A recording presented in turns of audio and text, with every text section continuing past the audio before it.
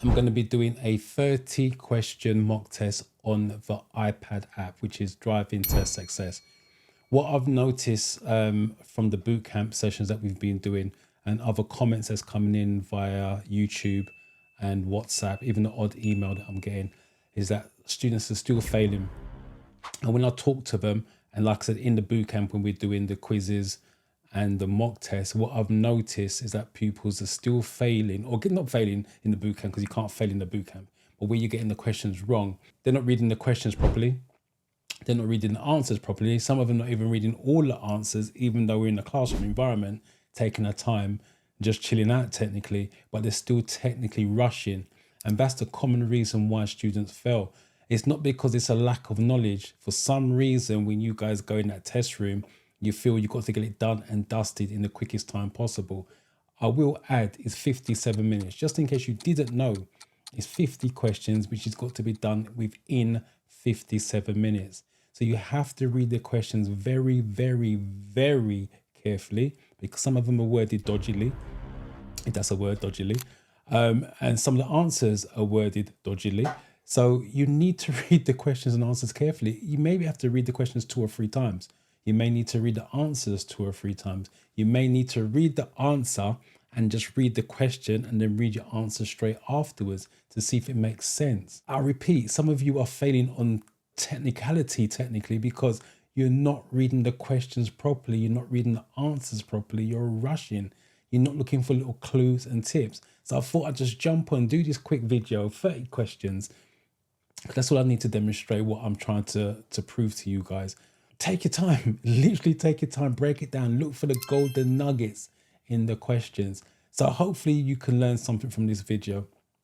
If you've got any questions, put it in the comments below and let me know, and I'll try to get to the comments and answer it. I do read all the comments on YouTube.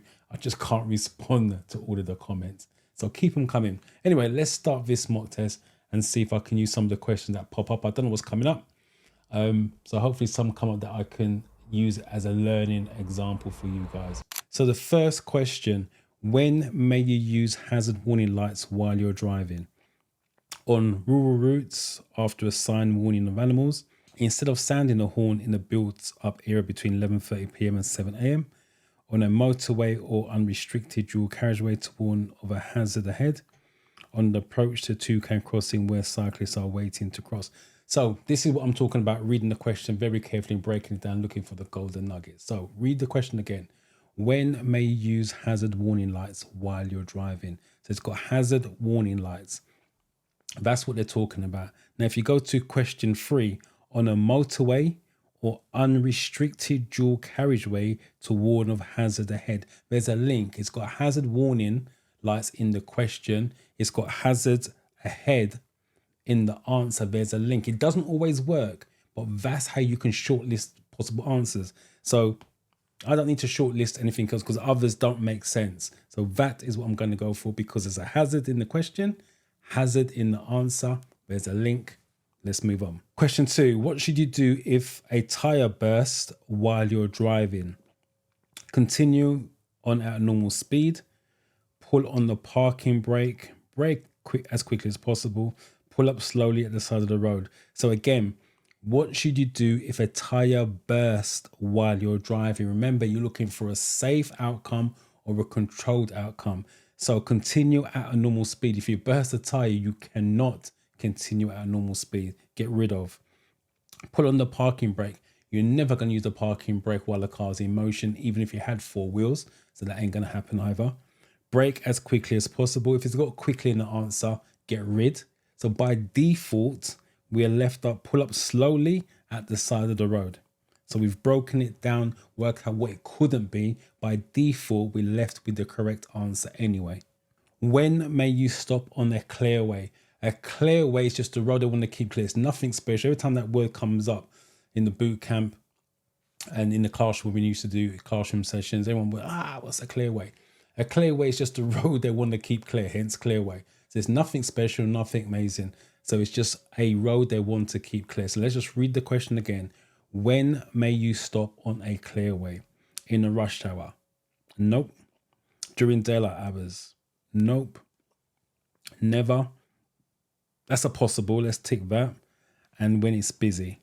So in this case, it's going to be never, because remember, it's a road they want to keep clear. So when may you stop on it, they want to keep it clear. In this case, it's going to be never. And again, clues in the answer: clear way. If you stop on the clear way, it's not going to be clear. So hence why it's never. It's a lot of words. You arrive at the scene of a motorcycle crash. No other vehicle is involved. The rider is unconscious and lying in the middle of the road. What's the first thing you should do at the scene? So what's the first thing? The key there with all these words in it. What's the first thing you should do? So let's break it down. Move the rider out of the road. Definitely not. That's not the first thing you want to be doing. Warn other traffic. You're probably going to warn other traffic so they don't hit you as well as the cyclist. Clear the road of debris.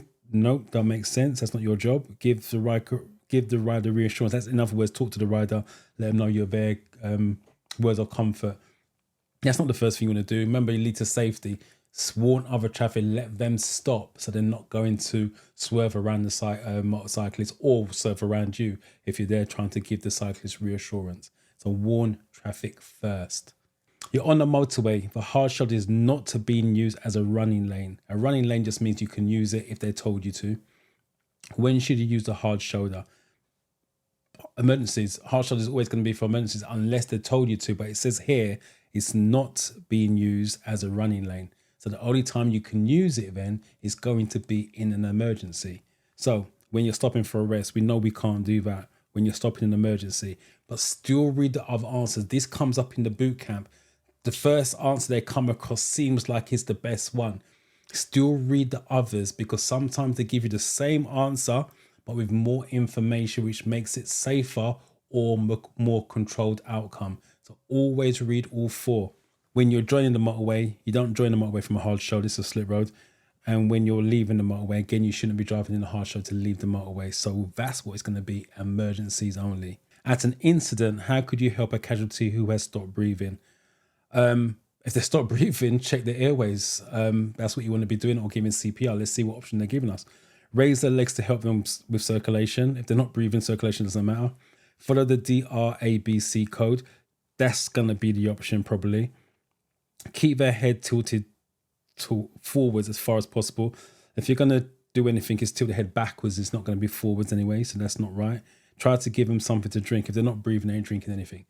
The DRABC stands for assess the danger and the risk to you.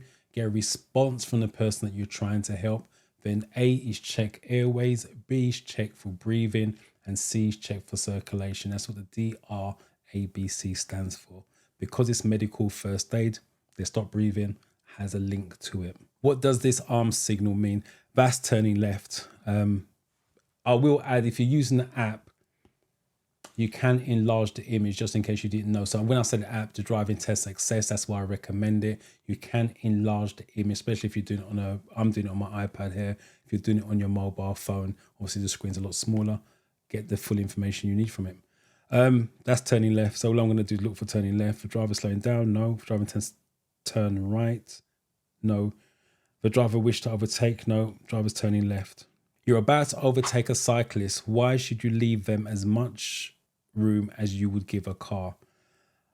Cyclists swerve is the main reason. Cyclists might speed up, no. Cyclists may get off their bicycle. To get off, it ain't going to affect you.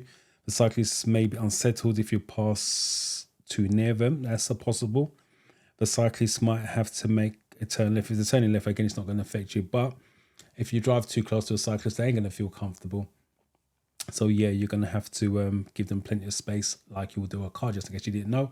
With a car, it's a meter, give or take. You lose control of your car and damage the garden wall. What must you do if the property owner isn't available? If the owner isn't available, you have to talk to the owner if you damage their property. In this case, it just says property. So whether you crash to the car, garden wall, whatever it is, if you can't talk to the owner, you must report it to the police within 24 hours to make yourself legal. So that's what we're looking for. Go back to tell the house owner the next day. No. Report the incident to the police within 24 hours. Yes. Again, still read the other two. Even though I know that's correct, still read the other two. Report the incident to your insurance company when you get home. You're probably going to be doing that anyway, but that's not what you want to be doing straight away. Find someone in the area to tell them about immediately. No, it's report it to the police within 24 hours to make yourself legal. Let's take a break from the video so I can tell you about the 5-day theory test bootcamp. If you're struggling to pass your theory test, then this is for you. Join my 5-day theory test bootcamp where I personally train you live on Zoom Monday to Friday from 4:30 to 6:30 p.m. so you can learn everything you need to pass in just 1 week. So what you're getting a 5-day theory test bootcamp is 5 days of live training with me. In addition, you're going to have 21 days access to extra learning material where I have filmed all the categories, all the questions and answers in small bite-sized chunks, giving you hints, tips, tricks along the way. So there's no more struggling on your own. Join my sessions, ask questions, get the support you need to pass fast. I'll leave the link in the description. Now let's get back to the video. You're traveling on a motorway. How can you lower the risk of collision when the vehicle behind you is following too closely? That's going to leave a bigger gap between you and the car in front. So if the car behind is being an idiot, driving too close to you, what you want to do is increase the gap between you and the car in front. That way, if the car in front stops suddenly for whatever reason, you've got a bigger gap to play around with, so you control the braking. So it's smoother, more controlled rather than abrupt, which means the car behind has less risk of going to the back of you. So increase the distance from the vehicle in front, first one out, but read the other answers. Move on to the hard shoulder and stop. We know we can't do that. Brake sharply. Again, if it's got quick, sharp, harsh in the answer, get rid. Switch on your hazard warning lights. That ain't going to change anything. He knows he's driving too close. You putting hazard warning lights on ain't going to change that fact that he's been an idiot, basically. What can result when you travel for long distance in neutral, known as coasting? Coasting is bad driving technique. If you're doing manual, you know what coasting is. That's when the clutch is down for longer than it needs to be or unnecessarily. It's lack of engine braking or lack of control. So that's what we're looking for. Improvement in control, no. Reduction in control. Reductions means less, just in case, because it's the way they word it. Easier steering, no. Increased fuel consumption, again, no. It's all about the control if you're coasting. What's the first thing you must do if you have a collision while you're driving your car? Question that we had about 2 questions back, worded differently. And this is why I stress, understand the question, understand the answer. Because no matter how it's worded, because you understand it, you're going to know what the outcome needs to be. So, call the emergency services. That's a possible. What's the first thing you must do if you have a collision while driving your car? That's a possible. Bring the first one out. Stop at the scene of the incident. This is a better answer, because just because you had an accident, it doesn't mean to say there's people injured that needs the emergency services. That's why I'm saying read all of them. You can always change your answer as you go along. Stop only if someone waves at you. That makes no sense. And call your insurance company, again, makes no sense. So notice I went for that one first, because the first one I saw, yes, call an emergency services. Because the question says, what's the first thing you must do? It doesn't say anyone's injured. It just says, what's the first thing you must do? But notice I went on to read the second one and then change it to that one. Because if you have a collision, you must stop to make sure everybody is okay. And obviously, if someone needs an ambulance, then you can call an ambulance, which notice is the second thing you should do. Based on this, it says the first thing you should do.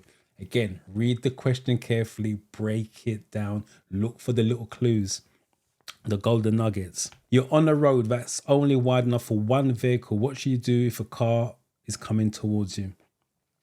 Pull into a passing place on the right. That's pull into a passing place. It says pull into, not stop opposite. So it says pull into, you drive on the left. So you're going to go on the wrong side of the road for that to happen. Can't be safe. Pull into the passing place on your left. We drive on the left, pull into the place on the left. Safest one so far. Force the other driver to reverse. That makes no sense in terms of safety, because it says force. And pull into the passing place if your vehicle is wider.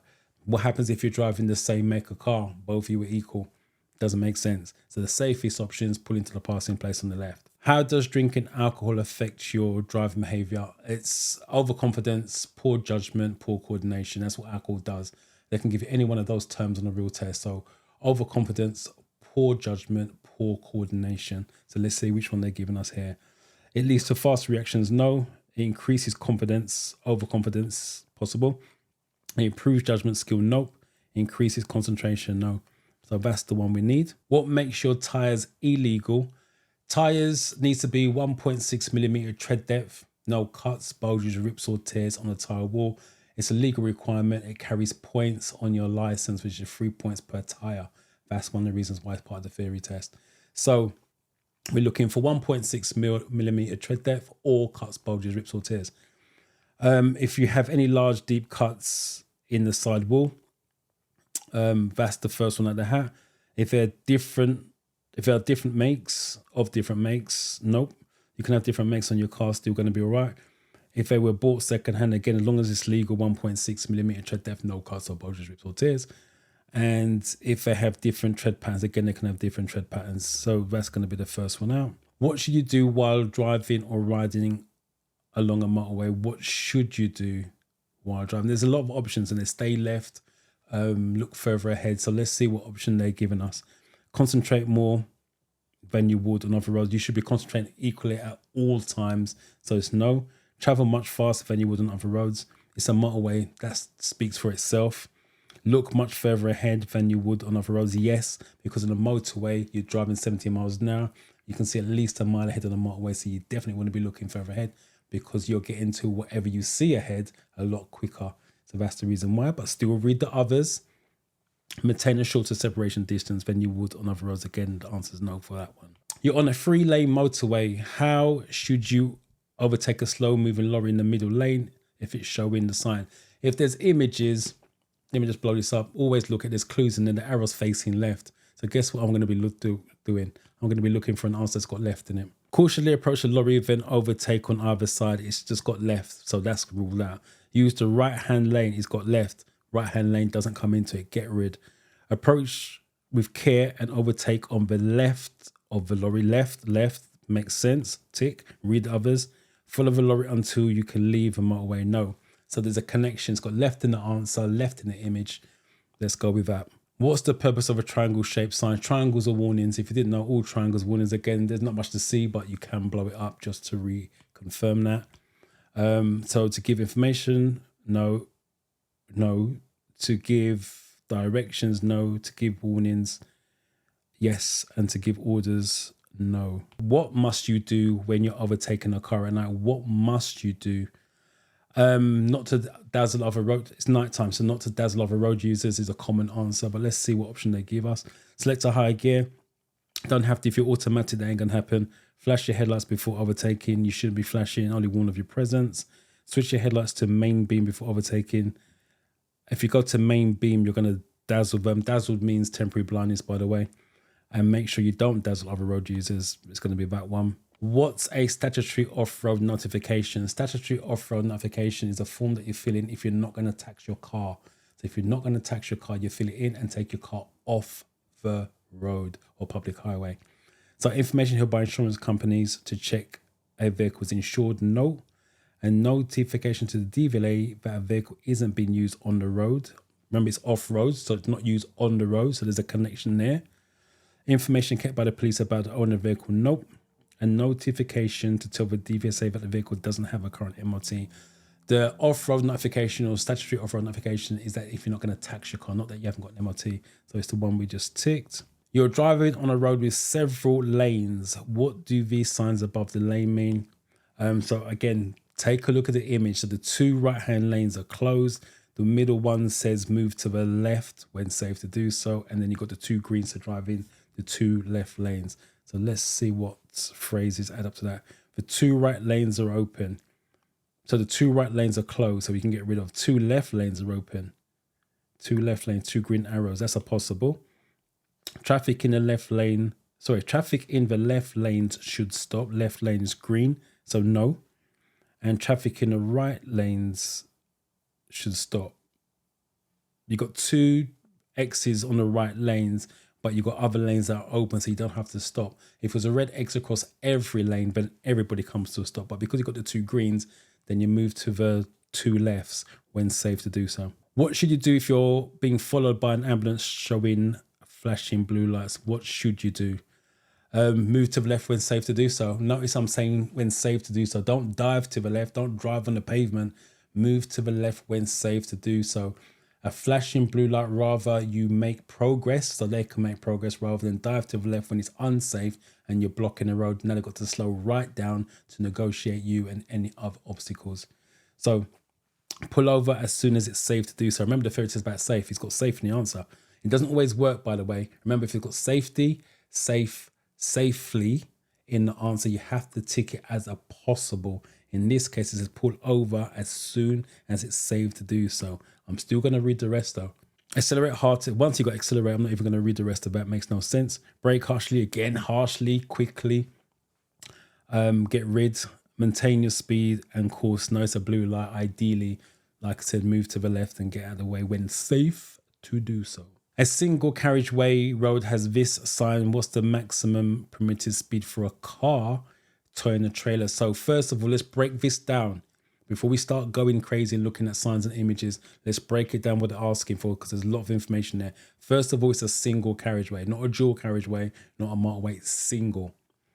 What's the maximum permitted speed for a car? First of all, it's a car, but it says towing a trailer. So a car can do 60 on a single, but because it's towing, you drop it by 10. So we've got all the information. So all we got to look now is for 50. Let me just do that again just to make sure. A car can do 60 on a single carriageway. Towing, drop it by 10, 50. Always double check your answers just to make sure. Like I said, even my brain's ticking over and thinking, hold on a minute, car, towing, single, motorway, blah, blah, blah, all the rest of it. Don't be afraid to double check your answers. Again, it's better to double check it, get it right, than just answer quickly, get it wrong. How much can stopping distance increase in icy conditions? Like I said, if you know your stuff, you don't have to go through the options on this one. It's 10 times longer. It's always going to be 10 times longer for ice and snow. In the wet, it's 4 seconds or double. And if it's dry, it's 2 seconds. So all I'm looking for is 10 times 2, 3, 10 straight away. And I'm still going to do 5 times, read the other answers. Case study video. You stopped at the zebra crossing. When may you move off? I don't need to play the video because there's a box on the question. You stopped at a zebra crossing. When may you move off? When they're fully crossed. When the driver behind you sounds their horn, no. When the pedestrians have completely crossed, that's the possible one. When the pedestrians have cleared your side of the road, no, they've got to be fully crossed. When the oncoming car moves off again, no. You're traveling along a residential street. There are parked vehicles on the left-hand side. Why should you keep your speed down? Let's read that again. You're traveling along a residential street. Residentials are built up. There are parked cars on the left-hand side. So the cars on my side where I'm driving. Why should you keep your speed down? There's a number of reasons for this, but let's see what options they're giving us. You may set car alarms off. Stupid answer, get rid. So that oncoming traffic can see you more clearly. No, that's not the reason why. There may be delivery lorries on the street. Again, stupid answer. Children may run out between the vehicles, and that's the safest option. What does it mean if you see this on let's try again, dyslexia kicking in at this point. What does it mean if you see this signal on the motorway? Again, enlarge it. It's got a straight bit then left, so it means keep going but come off at the very next exit. Leave a motorway at the next exit first for that, but keep reading just in case. All vehicles use a hard shoulder. No. Stop. All lanes ahead are closed. It'd be a red X across every lane. That was the case. Sharp bend to the left. Motorways don't have sharp bends. They have gentle curves, gentle bends, but they don't have sharp bends. So let's leave at the next exit. There are objects hanging from your interior mirror. Why could this be a hazard? Lack of visibility. This would go back to old days with the cars with the dice hanging from the window. People now use air fresheners hanging from their rear view mirror. Your radio reception might be affected. No. Your view could be obstructed. Again, mirror, view. There's a connection there. Your sun visor might get tangled. No. Your windscreen could mist up more easily. No. So like I said, your interior mirror, what do you do in the interior mirror? You look to get a better view in the answer. There's a connection there, so you have to shortlist it as a possible. As I said, look for clues sometimes, the golden nuggets in the questions. They're trying to help you. You just need to be calm enough to see these little breadcrumbs they're dropping you. You're on a motorway. What does it mean when a mandatory speed limit is displayed above the hard shoulder? It means you can use it. If it's an X above the hard shoulder, it means you cannot use it. If it's a 50 above the hard shoulder, you can use it. And it's called a running lane. So it means you can drive in there. You can park on the hard shoulder if you feel tired. You know you can't do that. It's dangerous. You can pull up in this lane to answer your mobile phone. Come on, let's be honest. That's a stupid answer. I'll get rid. The hard shoulder can be used as a running lane. Yes. You shouldn't travel in this lane. They're telling you can use it. And remember, you should be staying left at all times. So if the hard shoulder becomes in use, which in this case it does, you should be driving in the hard shoulder. Stay left when possible. You're driving along a wet road. How can you tell if your vehicle tires are losing their grip on the surface? The steering will be very heavy. If it's losing grip, it's not going to become heavy, especially in wet. It's going to be light. The engine will still can't stall if it's wet conditions, unless you've done something with the clutch or didn't put it down in time. The steering will feel very light. Yep, but still read the last one. The engine noise will increase. And again, the answer to that one is no. If you did get less than 30, obviously when you're taking your test, always review your answers. It'll show up the red ones and shows you your strongest category and weakest category. And that's what I suggest you do when you're doing a mock test. So hopefully you learned something from this video. As I keep saying, read the question very carefully, break it down, look for the golden nugget. Sometimes there's clues in there to what the answer is going to be. They are trying to help you, believe it or not. You just don't realize it. Everyone thinks they're tricking you because of the way it's worded. They are trying to help you. Help yourself by reading the question, reading the answers very carefully. Maybe read the question 2 or 3 times and going back to see if your answer makes sense to the questions. But don't rush it. Like I said, what's come to light from me doing the boot camp at the start of the year is that students are still rushing while we're on the Zoom call. I don't rush them off the Zoom call. So why are they rushing? So I thought I'd just do this video to show you some common mistakes. I'll probably do a bigger video of myths and common mistakes that students make, so you don't fall into the same trap. But hopefully, like I said, you learned something from this video. YouTube will show you a video here. I will show you a video here. Go off and watch which video is right for you, and I shall catch you in that video.